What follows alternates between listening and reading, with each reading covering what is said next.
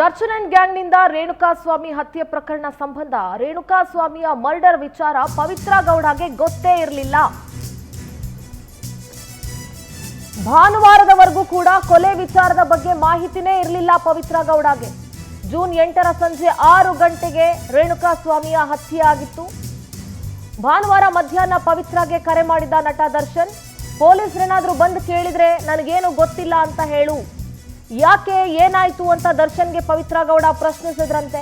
ಏನೂ ಆಗಿಲ್ಲ, ಹೇಳಿದ್ದಷ್ಟು ಮಾಡು ಅಂತ ಕಾಲ್ ಕಟ್ ಮಾಡಿದ್ರಂತೆ. ಬಳಿಕ ಪವನ್ಗೆ ಕರೆ ಮಾಡಿ ಮಾಹಿತಿಯನ್ನ ಪಡ್ಕೊಂಡಿದ್ದಾರೆ ಪವಿತ್ರ ಗೌಡ. ಆಗ ಪವನ್ ರೇಣುಕಾಸ್ವಾಮಿ ಕೊಲೆ ವಿಚಾರವನ್ನ ಹೇಳಿದ್ದ. ಭಾನುವಾರದವರೆಗೂ ಕೂಡ ಪವಿತ್ರ ಗೌಡಗೆ ಕೊಲೆಯ ವಿಚಾರದ ಬಗ್ಗೆ ಯಾವುದೇ ಮಾಹಿತಿ ಇರಲಿಲ್ಲ. ಭಾನುವಾರ ಮಧ್ಯಾಹ್ನ ಪವಿತ್ರ ಗೌಡಗೆ ಕರೆ ಮಾಡಿಬಿಟ್ಟು ದರ್ಶನ್, ಪೊಲೀಸರು ಏನಾದರೂ ಕೇಳಿದ್ರೆ ನನಗೇನು ಗೊತ್ತಿಲ್ಲ ಅಂತ ಹೇಳು ಅಂತ ಹೇಳಿರ್ತಾರೆ. ಯಾಕೆ ಏನಾಯಿತು ಅಂದಾಗ ಏನೂ ಆಗಿಲ್ಲ, ಹೇಳಿದಷ್ಟು ಮಾಡು ಅಂತ ಹೇಳಿ ಕಾಲ್ ಕಟ್ ಮಾಡಿರ್ತಾರೆ ದರ್ಶನ್.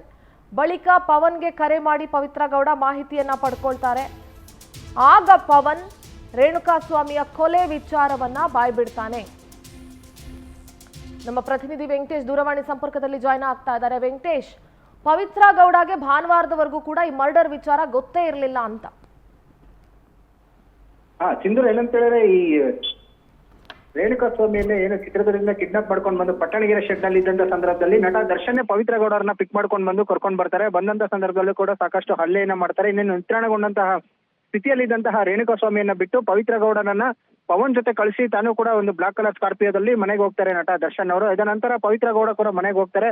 ಸೊ ಇದಾದ ನಂತರ ಏನು ಒಂದು ಸುಮಾರು ಸಂಜೆ 4 ರಿಂದ 6 ಗಂಟೆವರೆಗೂ ಕೂಡ ಇನ್ಸಿಡೆಂಟ್ ಆಗಿರುತ್ತೆ. ಇನ್ನ 8 ಗಂಟೆ ಸುಮಾರಿಗೆ ಒಂದು ಫೋನ್ ಕೂಡ ಹೋಗುತ್ತೆ ಅಂತ ಹೇಳಿದ್ರೆ ಪ್ರದೀಶ್ ಮತ್ತೆ ವಿನಯ್ಗೆ ವಿಷಯ ತಿಳಿಸುತ್ತಾರೆ. ಅಂತ ಹೇಳಿದ್ರೆ ಏನು ರೇಣುಕಾಸ್ವಾಮಿ ಮೃತಪಟ್ಟಿದ್ದಾರೆ ಅಂತ ಹೇಳಿ ಮೃತದೇಹವನ್ನು ಕೂಡ ಒಂದು ಸೆಕ್ಯೂರಿಟಿ ಗಾರ್ಡ್ ಇರುವಂತಹ ಒಂದು ಕೋಣೆಯಲ್ಲಿ ಇಟ್ಟಿರ್ತಾರೆ. ಅದ ನಂತರ ದರ್ಶನ್ಗೆ ವಿಚಾರ ತಿಳಿಸಿದ ತಕ್ಷಣ ಆತನನ್ನ ಕರ್ಕೊಂಡು ಹೋಗಿ ಮೈಸೂರಿಗೆ ಸೆಕ್ಯೂರ್ ಮಾಡುವಂತ ಕೆಲಸವನ್ನು ಮಾಡ್ತಾರೆ.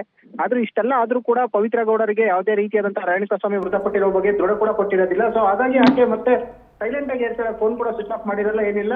ಯಾವಾಗ ಇವರು ಹೋಗಿ 4 ಜನ ಅರೆಸ್ಟ್ ಆಗಿದ್ದಾರೆ, ಈ ಒಂದು ಕೊಲೆ ಕೇಸ್ ಆಗಿದೆ ಅಂತ ಹೇಳ್ತಾರೆ. ಆಗ ದರ್ಶನ್ಗೆ ವಿಚಾರ ಗೊತ್ತಾದಾಗ ಪವಿತ್ರ ಗೌಡಗೆ ಕಾಲ್ ಮಾಡಿ ಪೊಲೀಸರು ಏನಾದ್ರು ಬಂದು ಕೇಳಿದ್ರೆ ನನಗೆ ಈ ವಿಚಾರಕ್ಕೆ ಸಂಬಂಧಪಟ್ಟಂತೆ ಏನು ಗೊತ್ತಿಲ್ಲ ಅಂತ ಹೇಳು ಅಂತಾರೆ. ಏನಾಯ್ತು ಅಂತ ಕೇಳಿದಾಗ ಹೇಳಿದಷ್ಟು ಮಾಡು ಅಂತ ಹೇಳಿ ಕರೆ ಕಟ್ ಮಾಡ್ತಾರೆ.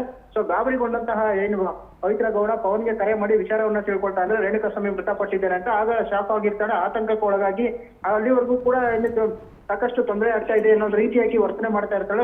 ಅದ ನಂತರ ಏನು ಒಂದು ಮತ್ತೆ ಒಂದು ಫೋನ್ ಮಾಡಿ ದರ್ಶನ್ ಫೋನ್ ಮಾಡೋವರೆಗೂ ಕೂಡ ಈಕೆ ಫೋನ್ ಸ್ವಿಚ್ ಆಫ್ ಮಾಡಿರೋದಿಲ್ಲ. ಯಾವಾಗ ದರ್ಶನನ್ನ ಪಿಕ್ ಮಾಡ್ಕೊಂಡು ಪವಿತ್ರ ಗೌಡ ಅವರಿಗೆ ಕರೆ ಮಾಡ್ತಾರೆ, ಆಗ ಆ ಮುಖಾಂತರವಾಗಿ ಆಕೆಯನ್ನು ಕೂಡ ಪೊಲೀಸರು ವಶಕ್ಕೆ ಪಡೆದು ವಿಚಾರಣೆ ಮಾಡಿದಂತ ಸಂದರ್ಭದಲ್ಲಿ ಅಸಲಿ ಸತ್ಯ ಗೊತ್ತಾಗಿರುವಂತದ್ದು ಸಿಂಧೂರ.